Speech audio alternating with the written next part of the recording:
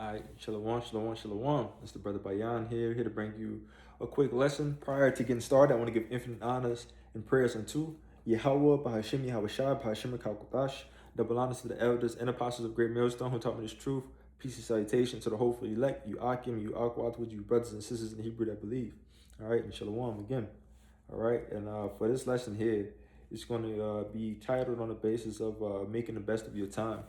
Okay, so again, a reminder, to myself first and foremost, that when, Jake have that time to get a lesson up, get some type of studying up, get some type of reading up, we had to do that, and it's required, as part of the work, man. We can't run from it. We can't escape from it. We signed up to serve the Lord, so we have to do the whole duty, and this comes with it again. All right, but again, it says, no, I'm thinking about, I'm reading a precept, but I'm reading the title of my lesson that I have written here.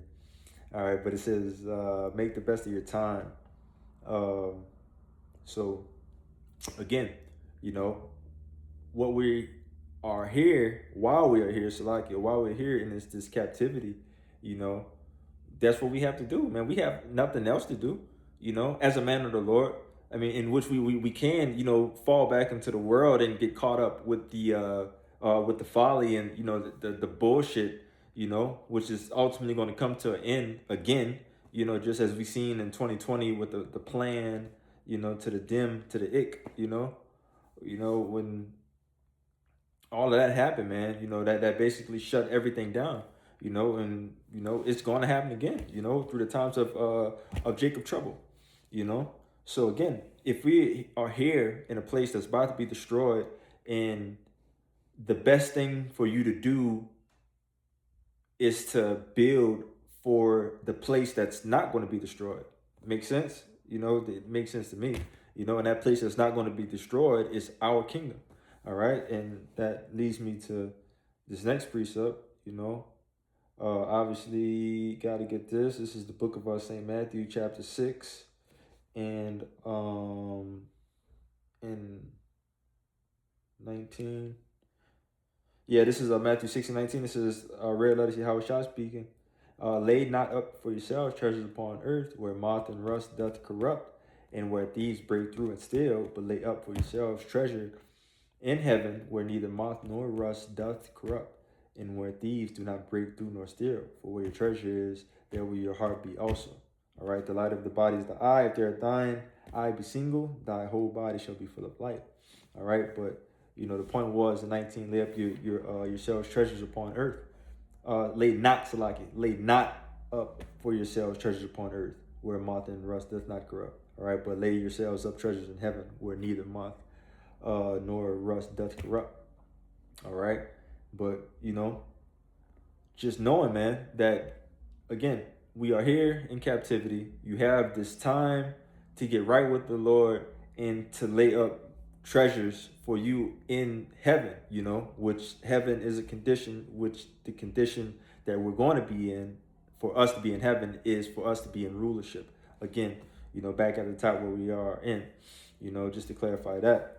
But it says, lay not up for yourself treasures upon earth where moth. Yeah. So again, us here making the best of our time here in this captivity.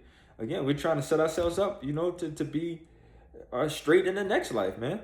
All right. Brothers like to mention about, the spiritual bank account. Brothers got many analogies, the way, that you can kind of grasp or explain, the understanding of laying up your treasures in heaven, But this is one I wrote down, kind of makes sense to me. But it's the mindset of being in prison, okay? Obviously, we are in captivity, so we're in prison, right?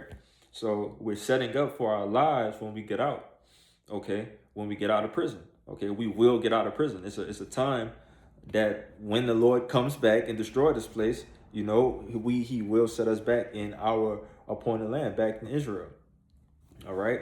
But it says, what I wrote down again, it says, we are in prison setting up for our lives when we get out. All right, so mindset kind of like an analogy that I kind of wrote down. But in this prison, imagine a prison where you can work, and inside of that prison, you can work for somebody to set you up a hundredfold. All right, we're not talking about that in prison making the 2 10-cent wage, that they making right now off of pure slavery. All right, putting it in a spiritual sense that again, we're working here, for that spiritual currency and to build that up to the best of our ability.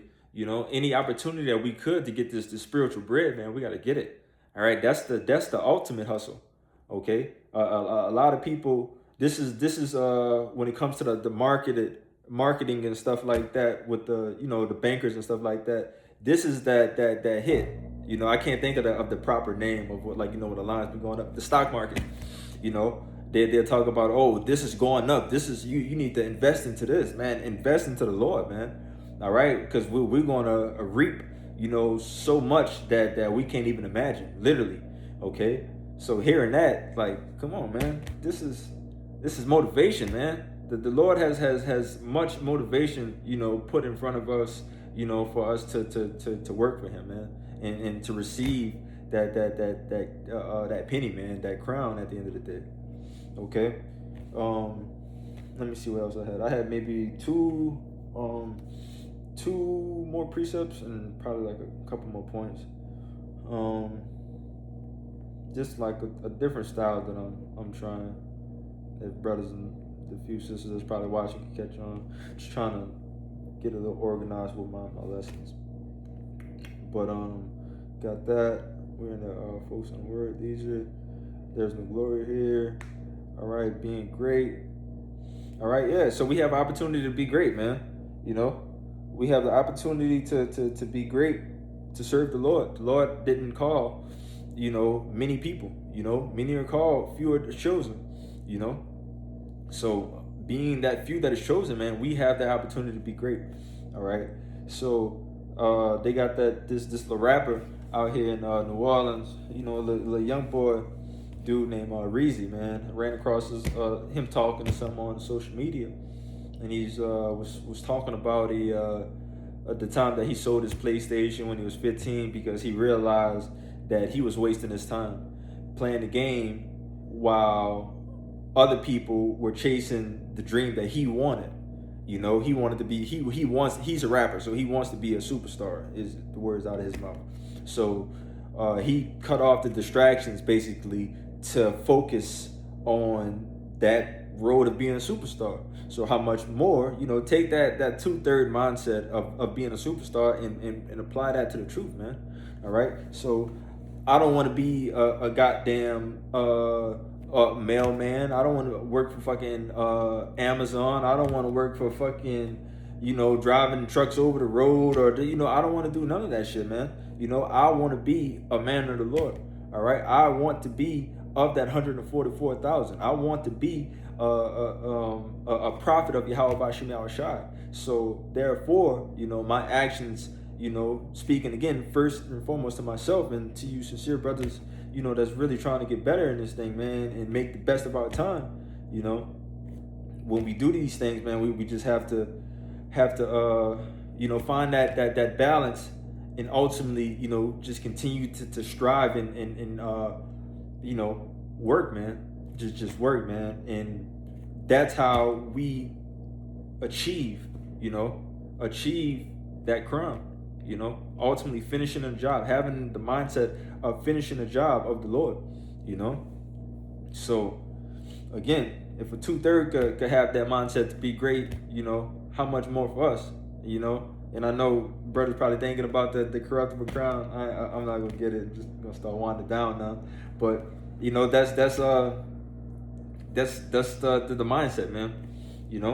But let me get these last three precepts. There's been a lot of rambling, so like about that. This is the book of Hebrews, chapter 13, and I just had it, so like it. In 14, it says, "For here we have no continuing city, but we see one to come." All right, so we have no as the elect, man, we have no intention on being here, longer than what we need to, man. All right, so with that mindset there, continue to set yourself up for the next life, man. For our kingdom, the kingdom to come. Again, for here we have no continuous city, but we seek one to come. We seek our kingdom. All right, that was Hebrews. Two more. I have Colossians and Sirach.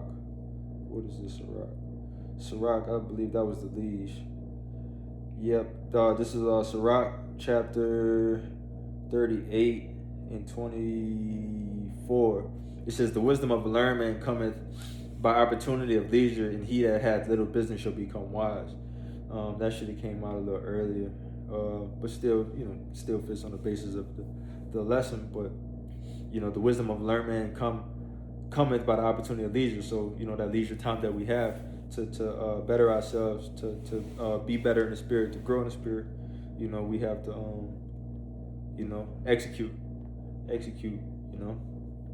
and I'm ended off here with Colossians chapter 3 and 12.